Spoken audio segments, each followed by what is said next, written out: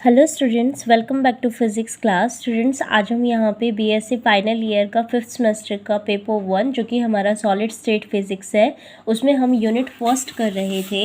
Unit first के अंदर देखो, हमने crystalline solid and glassy forms यानी कि ग्लासी सॉलिड्स यानी कि अमोर्फस सॉलिड कंप्लीट कर लिया। लिक्विड क्रिस्टल भी हमने कंप्लीट कर लिया। ठीक है, अब जो हमारे क्वेश्चन बड़े वाले क्वेश्चन है बेटा, वो एक तो है symmetry operation for 2 dimension, Bravais lattice in 2 dimension and 3 dimension. ठीक है, और जो आपके टॉपिक्स है वो छोटे छोटे हैं जो कि डेफिनेशन बेस्ड है। ठीक है, तो आज के लेक्चर के अंदर जो हम कवर करने वाले हैं वो मोस्टली इसके छोटे वाले टॉपिक कवर करने वाले हैं, जो कि आपका हो गया crystal structure, periodicity, lattice and basis और यूनिट सेल, प्रिमिटिव सेल, विंगर सीड्स प्रिमिटिव सेल। ठीक है, तो ये सारे टॉपिक्स आज हम कवर करेंगे। इसके अंदर एक crystal translation vector and axis, ये मैं आपको नेक्स्ट लेक्चर के अंदर करवाऊंगी। ठीक है, तो यानी आज के लेक्चर के बाद आज हो जाएगा हमारा crystal structure, periodicity, lattice and basis, unit cell and primitive cell, विंगर सीड सेल, प्रिमिटिव सेल। ठीक है, यहाँ तक का कवर हो गया। बच कितना गया आपका? Crystal translation vector and axis, symmetry operation for a 2 dimension crystal, Bravais lattice in 2 and 3 dimension, यानी कि 1 2 3 टॉपिक्स आपके रिमेनिंग रह जाएंगे और बाकी सारा का सारा आज के लेक्चर के अंदर हम कवर कर रहे हैं। उसके बाद फर्स्ट यूनिट आपकी कवर हो जाएगी। बिल्कुल छोटा सिलेबस है और most important and marks gaining syllabus है। ठीक है, स्कोरिंग जो हम बोल सकते हैं ना, वो सिलेबस है आपका ये। इसके अंदर इजीली आप मैक्सिमम मार्क्स जो है वो ऑब्टेन कर सकते हो। राइट, इसके ऊपर मत जाना कि यह एमडीयू का है, अपना सीबीएलयू का भी यही सिलेबस है, तो अब ज़्यादा टेंशन ना लेना इस बात में। सिलेबस यही रहेगा, ओनली फर्स्ट ईयर का सिलेबस आपका चेंज हुआ है, ये सिलेबस यही रहेगा। ठीक है, तो चलिए स्टार्ट करते हैं आज के लेक्चर के अंदर क्रिस्टल स्ट्रक्चर से। ठीक है, तो हेडिंग डाल लीजिए। फर्स्ट आपका जो है वो है क्रिस्टल स्ट्रक्चर। ठीक है, पहले समझा देती हूँ कि क्रिस्टल स्ट्रक्चर हमारा क्या होता है। ठीक है, देखो, आपने कोई सॉलिड देखा होगा, कोई क्रिस्टल देखा होगा। ठीक है, उसके अंदर क्या होता है कि कोई एक पर्टिकुलर फॉर्म बार बार रिपीट होती है।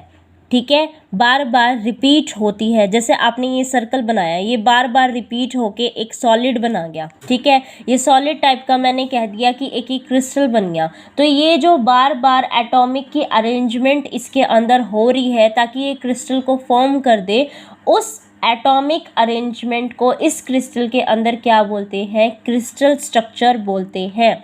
ठीक है, और ये जो रिपीटेड पैटर्न अपना, जैसे ये एक पैटर्न हो गया। ठीक है, इसी पैटर्न को मैंने दोबारा एक जैसे सेंटर में है और इस तरीके से बार बार इसको रिपीट कर दिया, तो एक ये पैटर्न जो बार बार रिपीट हो रहा है आपका 3 डायमेंशन में, उसको बोलते हैं पीरियोडिसिटी। उसको क्या बोलते हैं?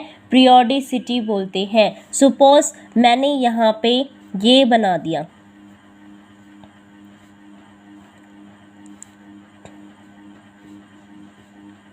ठीक है, ये अपना एक हो गया। तो इस तरीके की चीज़ें जो ये बार बार अपनी रिपीट हो रही हैं। ठीक है, ये देखो, ये बार बार रिपीट हो रहा है 3 डायमेंशन के अंदर। अगर जैसे ये तो अपना क्या है, प्लेन में आ रहा है ना, 2 ही डायमेंशन दिखा पा रही हूँ मैं। नेक्स्ट थर्ड जो, क्योंकि ये तीनों डायरेक्शन क्या होती हैं, एक दूसरे के परपेंडिकुलर होती है। राइट, तो हम यहाँ तो शो नहीं कर सकते ना उसको, हम तो खाली उसको प्लेन में ले सकते हैं, यानी कि एक्स वाई प्लेन के अंदर ही ले सकते हैं। 3 डायमेंशन के अंदर तो इसको शो ही नहीं कर पाएंगे यहाँ पे, है ना। तो इसलिए हम यहाँ पे जस्ट 2 डायरेक्शन दिखा रहे हैं, एक एक्स की और एक वाई की। तो आप समझने की कोशिश करो कि ये एक पैटर्न आपका बार बार रिपीट हो रहा है। तो ये जो आपका पैटर्न जो बार बार रिपीट होके आपका दोबारा दोबारा, जैसे इसके अंदर ये वाला पैटर्न फिर रिपीट हो गया, यहाँ ये पैटर्न रिपीट हो गया, तो ये क्या हो रहा है, जो ये पैटर्न रिपीट कर करके आप बना रहे हो, इसको क्या बोलते हैं? आप पीरियोडिसिटी बोलते हैं। समझ में आया? ठीक है, तो इसके अंदर फिर अपनी और टर्म्स आएंगी, लैटिस बेसिस जो इन्होंने क्या रखी है कि उसको भी डिफाइन करो, ये क्या चीज़ें होती हैं, तो हम उसको भी डिफाइन करेंगे। ठीक है, तो अब यहाँ पे देखो क्रिस्टल स्ट्रक्चर के बारे में लिखते हैं।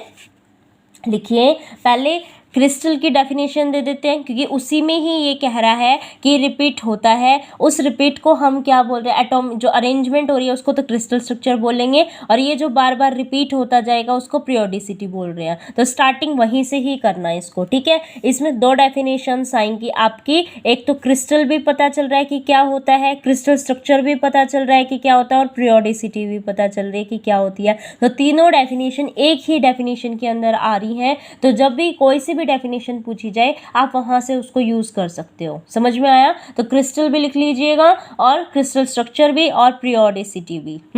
तो लिखिए, a crystal is defined as a solid in which the atoms are arranged in some regular and repetitive manner in 3 dimension। ठीक है, ये तो क्या होती है क्रिस्टल की डेफिनेशन। अब इसके अंदर ये जो रेगुलर, ये जो अरेंजमेंट बता रहा है, इसको क्या बोलते हैं, क्रिस्टल स्ट्रक्चर। ठीक है, this atomic arrangement in A crystal is called crystal structure. ठीक है, और ये जो रिपीटेटिव पैटर्न आपका हो रहा है एटम का 3 डायमेंशन में, आपने बोला ना रिपीटेटिव पैटर्न इन 3 डायमेंशन, इस रिपीटेशन को क्या बोलते हैं, उस क्रिस्टल के अंदर क्या बोलते हैं, पीरियोडिसिटी बोलते हैं। तो लिखिए, and the repetitive pattern of atoms in 3 dimension is termed as periodicity। समझ में आ गया इतना? ठीक है, ठीक है, इतना क्लियर है आप लोगों को? अब देखो, मैंने आपको एक चीज़ बोला कि ये कुछ पॉइंट्स बनाए थे, इसके ऊपर आपने इन सब चीज़ों को रिपीट करके एक पर्टिकुलर फॉर्म बना दी, ये फॉर्म बन गई। ठीक है, इसी आप फॉर्म को, इसको आपने रिपीट कर दिया, ये एक सेल बन गई थी बेटा। ठीक है, इस सेल को रिपीट कर दिया, लेकिन सेल बनने से पहले, इसको बनाने से पहले आपने ये पॉइंट्स लिए हुए थे। क्या लिए हुए थे? ये पॉइंट्स लिए हुए थे, और हर एक पॉइंट एक दूसरे के जैसा है, देख सकते हो ना। देखो, ये एक दूसरे के जैसा, इसको भी थोड़ा सा मोटा कर देते ताकि आप यूँ ना कहो कि भाई ये तो छोटा वैसा रह गया। तो ये क्या है, एक दूसरे के जैसे हैं। इसका मतलब ये जो हमने पॉइंट्स लिए हैं ना बेटा, ये इस क्रिस्टल को बनाने के लिए आपने ये जो पॉइंट्स ले रखे हैं, इन पॉइंट्स को क्या कहते हैं, लैटिस पॉइंट बोलते हैं। इन पॉइंट्स को क्या बोलते हैं बच्चे, लैटिस पॉइंट बोलते हैं। ठीक है, और जैसे आप एक पूरा कंपाउंड बना के चलते हो, ठीक है, तो आपने एक चीज़ के साथ इसके ऊपर कोई दूसरी चीज़ अटैच कर दी। ठीक है, ताकि हर एक लैटिस पॉइंट के साथ जब कोई और दूसरी चीज़ अटैच करके एक पूरा कंपाउंड बनाने की कोशिश करते हो, तो वो जो अटैच कर रहे हो आप चीज़ सेम उसमें, उसको बोलते हैं बेसिस। उसको क्या बोलते हैं, बेसिस बोलते हैं। वो आपका कोई भी चीज़ हो सकता है। कैसे? कोई भी चीज़ कैसे कि भाई एक सिंगल एटम हो सकता है, ग्रुप ऑफ एटम हो सकता है, मॉलिक्यूलर आयंस हो सकता है, कुछ भी आप उसके अंदर ले सकते हो जो हर इन लेटेस्ट पॉइंट के साथ अटैच कर रहे हो। जब वो बेसिस इन लैटिस पॉइंट्स के साथ अटैच हो जाता है और एक ये बाउंड शेप के अंदर आ जाता है, उसको ही हम क्या बोलते हैं, क्रिस्टल स्ट्रक्चर बोलते हैं। इसका मतलब एक तो डेफिनेशन आपकी ये हो गई जो मैंने बताई, एक क्या हो गई, जब लैटिस के साथ बेसिस अटैच होता है तो वो क्या क्रिएट करता है, आपका क्रिस्टल स्ट्रक्चर क्रिएट करता है। लेकिन इससे पहले हमें लैटिस की डेफिनेशन भी लिखनी पड़ेगी। तो लैटिस की डेफिनेशन मैंने क्या बताई आपकी, कि ये कुछ पॉइंट्स हैं जो एक दूसरे से सिमिलर है और हर एक का जो एनवायरनमेंट है वो दूसरे के एनवायरनमेंट से सिमिलर रहेगा, डिफरेंट नहीं होगा, ठीक है।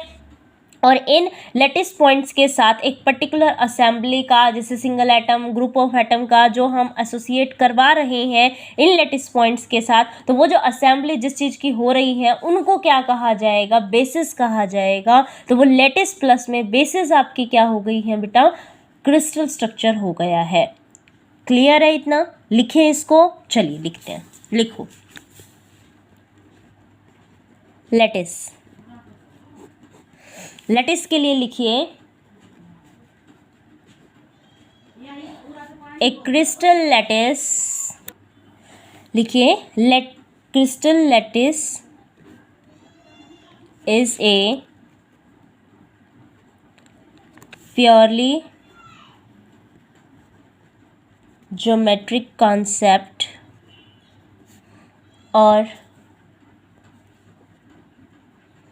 Purely imaginary. It is defined as a regular periodic arrangement of points in 3 dimensions in which point has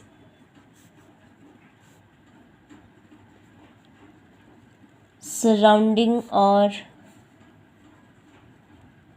environments identical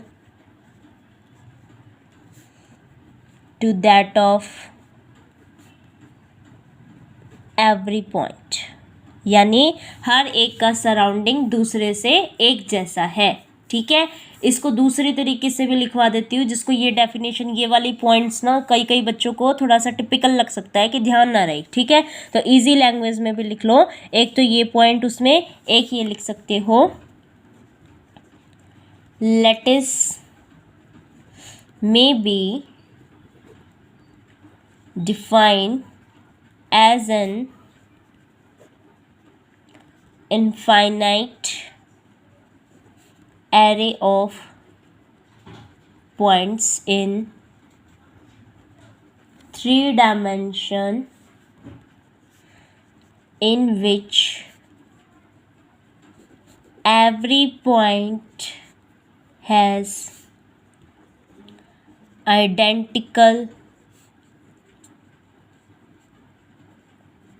surrounding, ठीक है। इसका मतलब एनवायरनमेंट, आइडेंटिकल सराउंडिंग का मतलब जो एनवायरनमेंट है वो दूसरे पॉइंट के एनवायरनमेंट के जैसे होगा, एक जो हम लेके चल रहे हैं वो दूसरे के इक्वल होगा। It means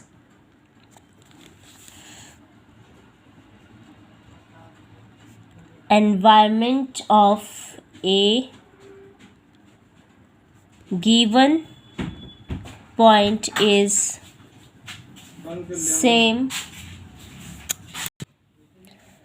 same as the environment of any other given point, ठीक है। तो यहाँ तक हमारे पास ये हो गया है। अब चलते हैं नेक्स्ट बेसिस की तरफ। नेक्स्ट डेफिनेशन इसकी यही कर देते हैं ना, कि फर्स्ट पॉइंट ये हो गया, सेकंड ये पूरा लैटिस का हो गया, और लैटिस के साथ में हम इसका फिगर 2 डायमेंशन का बना देते हैं।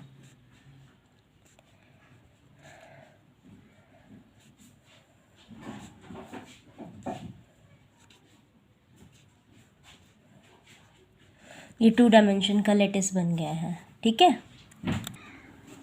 चलिए फिर लिखते हैं थर्ड अपना, है ना, थर्ड फोर्थ पे आ गए ना, फोर्थ किस पॉइंट पे, बेसिस, राइट। हेडिंग डालिए बेसिस। तो मैंने आपको क्या बताया था कि ये हमारे लेटेस्ट पॉइंट है, ठीक है, और इनके साथ में कोई भी चीज़ सबके साथ अटैच करके, ठीक है, और फिर बाउंड अप कर रही हूँ उसको, तो वो हमारा क्या देखे जा रहा है, क्रिस्टल स्ट्रक्चर। तो ये जो इन लेटेस्ट पॉइंट के साथ एसोसिएट करवा रही हूँ, इनको बेसिस बोलते हैं, करेक्ट। तो इसी चीज़ को लिखिए, if we associate identically with every lattice point, a structure or a building unit, a crystal structure is formed, then this structural unit is called a basis। बेटा इसको हम क्या बोलते हैं, बेसिस बोलते हैं। समझ में आया कि जब हम लेटेस्ट पॉइंट्स के साथ किसी स्ट्रक्चरल यूनिट को या बिल्डिंग यूनिट को ऐड करवाते हैं, एसोसिएट करवाते हैं, तो एक क्रिस्टल स्ट्रक्चर फॉर्म हो जाता है। और यही स्ट्रक्चरल यूनिट जो है, जो बिल्डिंग यूनिट है, उसको हम क्या बोलते हैं, बेसिस बोलते हैं। होप इतना सबको क्लियर हो गया है। ठीक है, इसका एक फिगर भी बना लेते हैं। Suppose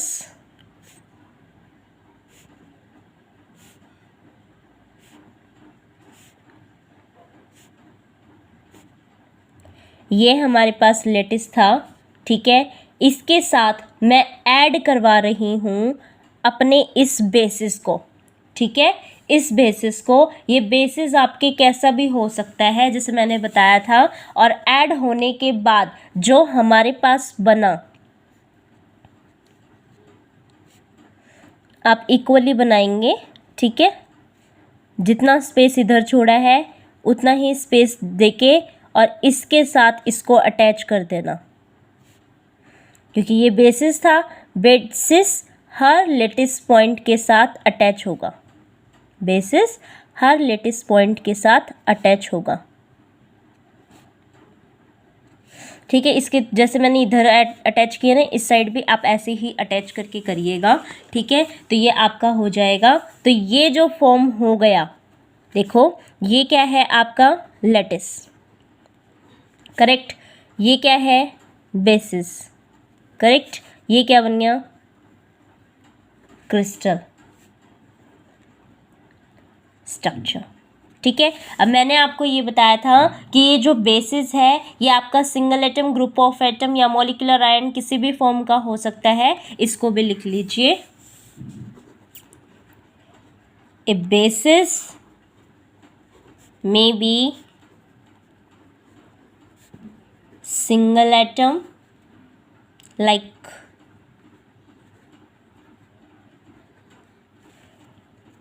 nickel, Cu, etc. or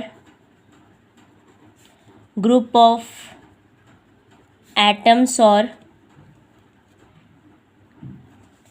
molecular ions, ठीक है। तो आपने लास्ट में फिर ये भी बता दिया कि भाई ये इन दोनों का बनता है। तो lattice plus basis is equal to crystal structure. तो यहाँ तक हमने इसके बारे में पूरी तरीके से बात कर लिया है। इसका मतलब हमारे पास क्या टॉपिक कवर हो गए, crystal structure, periodicity, lettuce and bases, यहाँ तक कवर हो गए। तो आज के लेक्चर तक यहीं तक ये करके रखते हैं, ठीक है। आगे हम देखेंगे यूनिट सेल, प्रिमिटिव सेल और विंगर सीड्स प्रिमिटिव सेल, ठीक है। ये नेक्स्ट लेक्चर के अंदर करवाएंगे बच्चे, ठीक है। Thank you for watching this video and keep sharing with your friends. Thank you.